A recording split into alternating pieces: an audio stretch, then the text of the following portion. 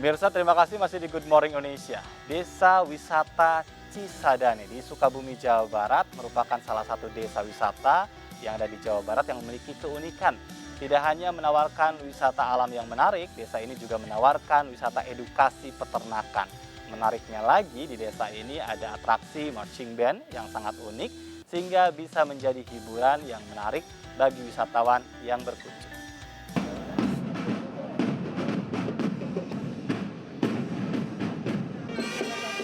Marching band biasanya lekat dengan aksi-aksi anak muda yang energik.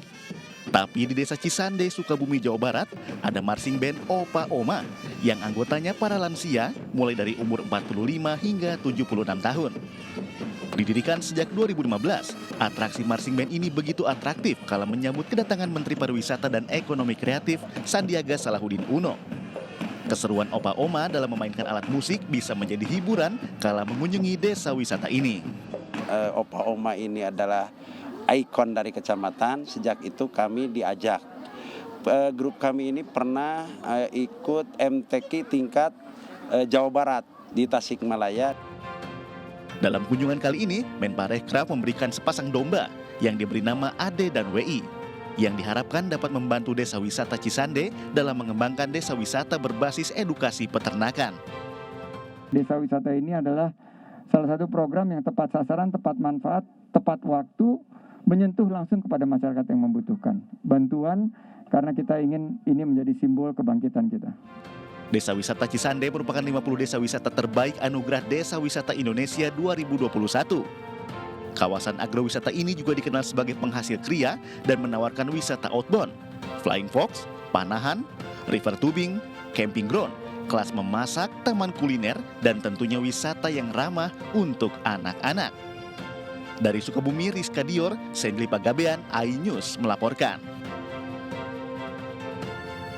Senang sekali ya kalau akhir pekan bisa bersama dengan keluarga, bisa jalan-jalan melihat keasrian alamnya dan juga tadi potensi wisata yang unik di setiap daerah. Dan kami masih terhubung dengan Mas Agus Palevi, PLT Ketua Umum Asosiasi Pelaku Pariwisata Indonesia. Mas Agus, ini menjadi menarik adalah berbicara tentang sebetulnya selama ini bagaimana perhatian pemerintah terhadap para pelaku pariwisata sendiri di tengah pandemi. Baik, Mas Ajat, terima kasih. Ketika berbicara perhatian pemerintah, kita tahu bahwa pariwisata itu tidak hanya ekonomi kreatif. Memang kementeriannya sekarang Kementerian Pariwisata dan Ekonomi Kreatif. Dan memang terkesan ini menurut yang dirasakan oleh para pelaku wisata. Terjadi ketidakseimbangan terhadap support atau bentuk dukungan terhadap pelaku wisata. Seperti itu. Walaupun memang kita tahu banyak informasi yang beredar mengenai stimulus-stimulus, kemudian dukungan bentuk lain kepada pelaku wisata, akan tetapi yang merasakan dampak ini memang belum menyeluruh. Kita tahu bahwa semenjak hampir 2 tahun belakangan ini, memang yang terjadi di industri pariwisata adalah perubahan habit dari para pelaku wisata sendiri.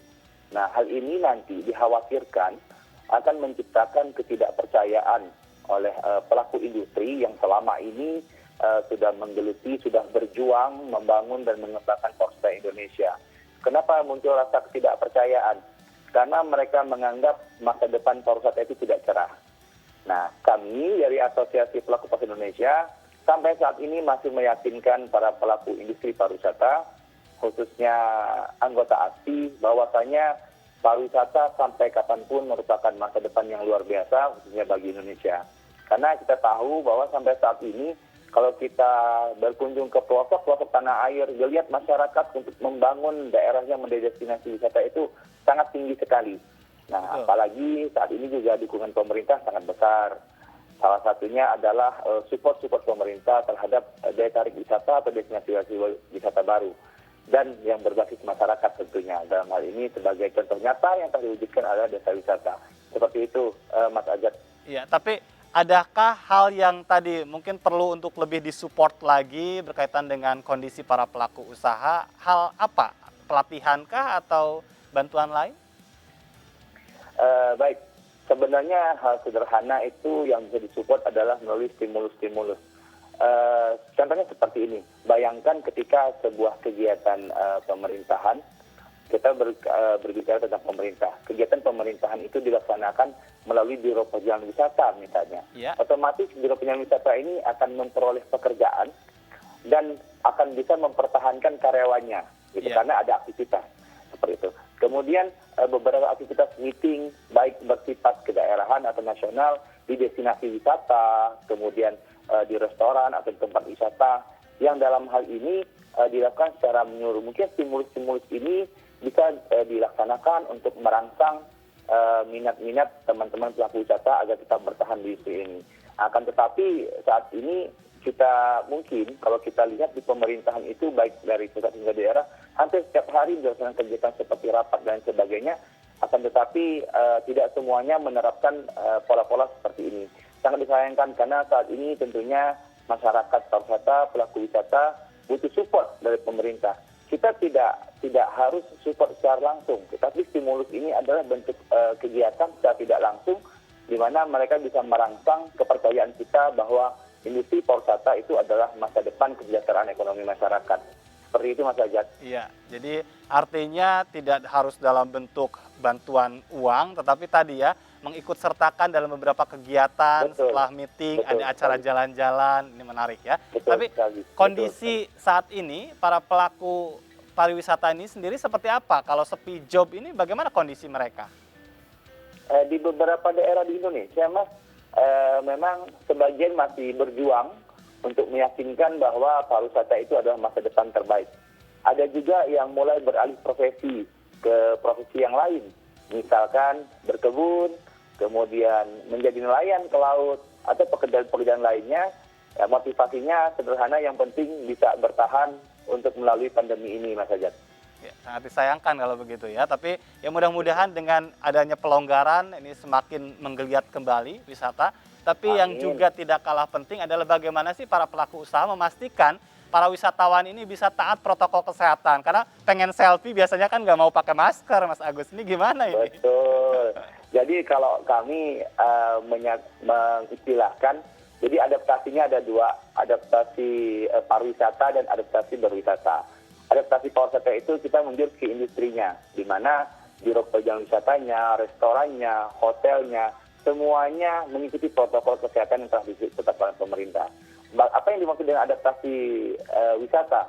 Adaptasi wisata ini adalah wisatawannya yang menerapkan protokol kesehatan dalam rangka menjaga keamanan dirinya sendiri ketika berada di destinasi wisata. Karena kita tahu, Mas Ajat, bahwasanya kita memiliki banyak sekali daya tarik wisata, atraksi wisata di Indonesia ini, dan protokolnya pun sudah dibuat oleh pemerintah, akan tetapi kita sangat lemah dalam pengawasan. Karena kita tahu tidak semua daya tarik wisata itu memiliki pengelola. Nah, kita yang memiliki kendala adalah di daya tarik wisata yang tidak memiliki pengelola. Contohnya pantai yang alami, yang tidak ada pengelola. Kami yakin di sana ketika tidak ada pengelola, yang protokol kesehatan itu hanya wisatawan aja. Tetapi bagaimana dengan yang lainnya? Seperti itu, tidak ada pemeriksaan dan sebagainya, tidak ada yang mengatur mengenai jaga jarak antara satu kelompok wisatawan dengan kelompok wisatawan lainnya, seperti itu. Ini yang jadi kendala. Nah, untuk itu sebenarnya kami memohon dukungan pemerintah agar menyiapkan pengawasan yang baik di semua daya tarik wisata. Karena kita tahu sendiri COVID dan pariwisata ini bertolak belakang. Iya. COVID-19 itu melarang orang melakukan pergerakan, sedangkan pariwisata mengharuskan orang melakukan pergerakan. Nah, artinya apa? Ketika pariwisata ingin berjalan, ingin cepat pulih, kita harus memprioritaskan mendukung pemerintah dulu. Betul. Untuk dalam hal pemulihan, minimal pengendalian lah COVID-19 gitu. Ini untuk mencegah penyebaran COVID-19 kan salah satu yang sedang digenjot adalah vaksinasi. Ini untuk para pelaku usaha sendiri, anggota asosiasi, apakah sudah semuanya divaksin? Kalau anggota asosiasi, karena kami sangat semangat sekali untuk mempercepat pemulihan pariwisata di seluruh Indonesia, kami dengan kerelaan sendiri itu untuk melakukan vaksin. Karena kita tahu sendiri bahwa akhir-akhir ini orang banyak melakukan vaksin itu motivasinya sebenarnya bukan buat proteksi diri, akan tetapi karena persyaratan. Iya. persyaratan perjalanan atau persyaratan masuk ke sebuah tempat. Nah, hal ini sangat disayangkan sekali. Penyebabnya sederhana, Pak. Ini karena lemahnya sosialisasi pemerintah kepada masyarakat tentang vaksin ini sendiri. Sehingga masyarakat lebih banyak menerima informasi negatif yang menyebabkan masyarakat enggan melakukan hal ini. Itu sangat disayangkan. Dan sekali lagi kami tegaskan bahwa untuk pelaku wisata, karena kami sangat sekali mendukung pemerintah untuk mempercepat recovery pariwisata, kami melakukan vaksin dengan sukarela. Baik. Seperti itu, Pak Ajat. Ada hal juga yang mungkin saya ingin minta Mas Agus juga yang menyampaikan. Nih, bagaimana sih cara berwisata yang baik? Karena tadi kan pariwisatanya sudah berbenah, wisatawannya juga harus beradaptasi. Bagaimana berwisata yang baik di tengah pandemi, Mas Agus? Baik, selain protokol kesehatan, ada beberapa tips buat wisatawan sebenarnya. Pertama, sebelum melakukan sebuah perjalanan ke destinasi, cari informasi selengkap mungkin mengenai destinasi. Karena mungkin ada destinasi daya tarik wisata yang ingin kita tuju itu sudah tidak beroperasi. Atau ada hotel yang ingin kita nikmati tidak beroperasi lagi. Jadi carilah informasi sebanyak mungkin mengenai destinasi wisata. Yang kedua, carilah informasi sebanyak mungkin tentang persyaratan perjalanan.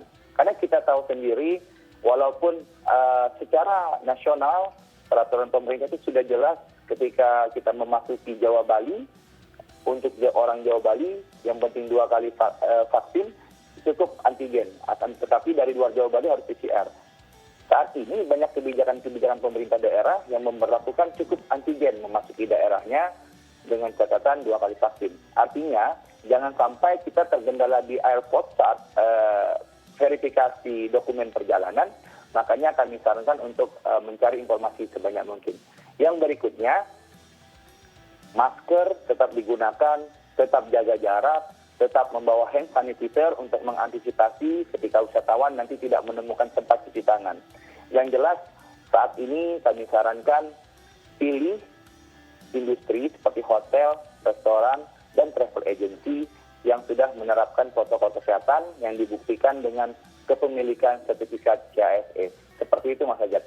Baik, ini informatif sekali ya. Memang betul tadi ya. Jangan sampai tempat wisatanya ternyata udah tutup gitu. Dan sangat mungkin juga tadi kita tahu bahwa pemerintah akan membuka juga ya desa-desa wisata dan ada potensi desa wisata yang baru yang kita nggak tahu gitu ya.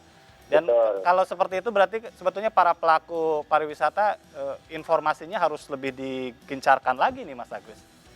Betul. Jadi kebetulan kalau kami di seluruh Indonesia, para pelaku pariwisata itu selalu menyebarkan informasi terupdate di destinasi masing-masing. Pun sudah dibuka ataupun yang belum. Nah, ketika kita berbicara desa wisata, sangat tepat sekali Mas Ajat, bahwasanya memang di pandemi ini salah satu dampak positifnya adalah berkembangnya destinasi wisata berbasis komunitas atau berbasis masyarakat. Iya. Salah satu contohnya adalah desa wisata. Jadi ketika di mana-mana para industri mengeluh di awal kemarin mengenai tidak adanya kunjungan wisatawan, operasional yang tinggi, sehingga mereka mengharuskan mengurangi jam kerja, kemudian sampai memberhentikan karyawannya. Tetapi di satu pihak tumbuhnya destinasi-destinasi yang berbasis komunitas. Nah, hal ini merupakan dampak positif juga dengan kondisi saat ini, sehingga memunculkan kreativitas dan inovasi bagi masyarakat. Sesuai dengan keinginan pemerintah bahwa pengembangan pariwisata itu harus inovatif, adaptif, dan kolaboratif. Seperti itu, Mas Ajat. Baik, ya ini satu hal yang sangat menarik dan tentu sebagai pelaku pariwisata, kalau ditantang soal Indonesia yang akan menjadi tuan rumah Global Tourism Forum, ini pasti sudah siap dong ya, Mas Agus? Harus siap untuk Indonesia lebih baik ya. Baik, terima kasih Mas Agus Palevi atas waktunya sudah berbincang banyak di Good Morning sama-sama. Indonesia. Nanti mudah-mudahan bisa bertemu pada saat saya bisa jalan-jalan nih Mas Agus ya. Amin. Dengan senang hati Pak Ajat.